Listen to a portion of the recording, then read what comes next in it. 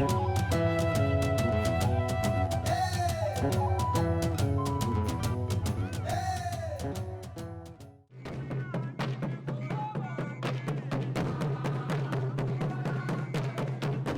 11e sommet du mécanisme régional de suivi de l'accord cadre pour la paix, la sécurité et la coopération pour la RDC et la région s'est tenu à Bujumbura ce 6 mai. En plus du président burundais Evariste Ndayishimiye était présent dans ce sommet Cyril Ramaphosa, président de la République sud-africaine,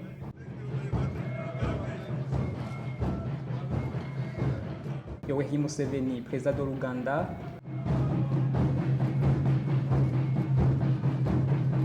Faustin Archange Touadéra, président de la République centrafricaine, et Félix Tshisekedi, le président de la RDC. Dans son discours, l'envoyé spécial de l'Union européenne pour la région des Grands Lacs, Bernard Kente, a réitéré le soutien de l'Union européenne au processus de Luanda et Nairobi pour la paix en RDC.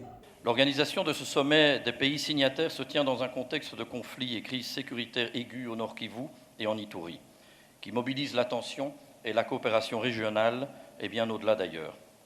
L'Union européenne rappelle son plein soutien au processus de Luanda et de Nairobi et salue l'engagement des chefs d'État de la communauté de l'Afrique de l'Est, de la conférence internationale sur la région des Grands Lacs aussi, et réaffirme l'importance capitale d'une mise en œuvre rapide et complète des décisions prises dans le cadre de ces processus et insiste sur le respect entier de l'accord cadre, y compris en termes d'obligation de ne pas soutenir directement ou indirectement des groupes armés. C'est un Européen qui vous le dit, nous qui découvrons, pour la grande majorité d'entre nous, ce que c'est que la guerre, maintenant que l'invasion de l'Ukraine par la Russie l'a ramenée à nos portes. Tout le monde doit pouvoir se sentir et être effectivement en sécurité, et le respect de la souveraineté et de l'intégrité territoriale est une condition sine qua non qui ne souffre aucun compromis. Pour le président de la Commission de l'Union africaine, Moussa Faki Mahamat, il faut éviter des accusations mutuelles et faire un examen de conscience. Nous sommes aujourd'hui arrivés à un moment de vérité et de décisions courageuses et stratégiques. Je ne crois sincèrement pas que le temps est encore aux accusations mutuelles, à la mise en cause de la bonne foi des uns et des autres, et encore moins aux tergiversations et au louvoiement. M'inspirant de toutes les initiatives, y compris celles de l'Union africaine, en tant que garant de l'accord cadre, je voudrais vous interpeller, nous interpeller, pour un réel examen de conscience. N'est-il pas superflu de dire que nous avons aujourd'hui assez de conflits dans le continent, avec un Sahel meurtri, une Libye en perpétuelle déchirure, un Soudan en flammes qui vient s'ajouter à la lancinante et perpétuelle tension à l'est de la République démocratique du Congo. Jusqu'à quand allons-nous continuer à faire étalage de nos faiblesses, carences et fragilités diverses? Pourquoi continuons-nous à tourner en rond en observant la non-concrétisation effective de nos décisions? Nos peuples et nos amis dans le monde nous regardent. J'ai sincèrement peur qu'ils finiraient par incriminer nos déficits de volonté politique, de détermination, voire de leadership tout court. Le secrétaire général de l'ONU, Antonio Guterres, a appelé à la cessation immédiate des combats et à la désescalade en RDC. Depuis la résurgence de l'M23 en novembre 2021, plus de 500 000 personnes ont dû fuir. Et la situation dans la province d'Ituri reste aussi extrêmement préoccupante. Il est temps que cesse la violence. Et je réitère mon appel envers tous les groupes armés. Déposez les armes immédiatement et rejoignez les processus de démobilisation, de désarmement et de réintégration. Et j'exhorte également les responsables politiques et communautaires à en finir avec les discours de haine et d'incitation à la violence. Toutes les parties doivent mettre en œuvre les décisions prises dans le cadre des processus de Luanda et de Nairobi sans délai et sans exception. Seul le dialogue constant et sincère permettra aussi de trouver des compromis durables. Prenant la parole, Félix Tshisekedi a accusé le Rwanda de violer cet accord cadre dont il est aussi signataire.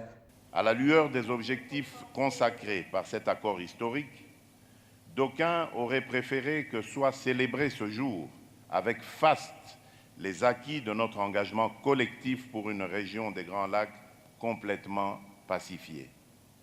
Hélas, c'est avec une profonde amertume et une grande désolation que nous constatons, 10 années après l'entrée en vigueur de cet accord, la rupture de ce pacte collectif par un État signataire, j'ai cité la République du Rwanda, qui, sous couvert du mouvement terroriste du M23, pourtant défait, et qui l'a ressuscité, s'est donné la liberté d'agresser et d'envahir une partie de la province du Nord Kivu en République démocratique du Congo.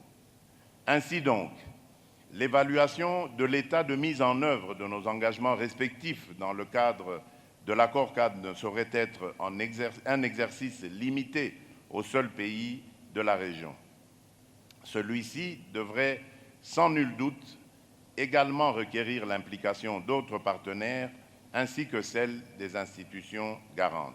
Au cours de ce sommet, le président de la RDC a passé le témoin à Évariste Ndayishimiye, président entrant du mécanisme régional de suivi de l'accord-cadre pour la paix, la sécurité et la coopération pour la RDC et la région.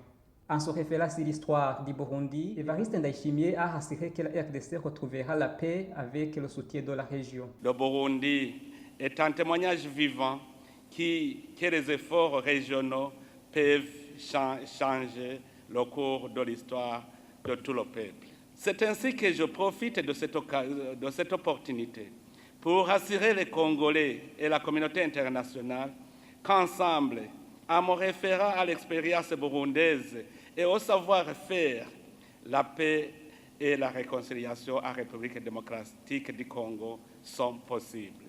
Nous sommes un même peuple et à les mêmes aspirations. Il suffit de s'y mettre avec la volonté ferme de toutes les parties prenantes. La République démocratique du Congo rétablira sa paix. Après une séance à huis clos, un communiqué sanctionnant les assises a été lu par le chef de la diplomatie burundaise, Albert Shingiro.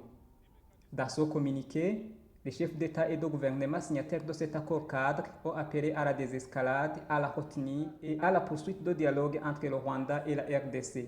Signalons que le 12e sommet du mécanisme régional de suivi de l'accord-cadre pour la paix, la sécurité et la coopération pour la RDC et la région se tiendra en Ouganda en 2024. À Kampala, en République de l'Ouganda en 2024.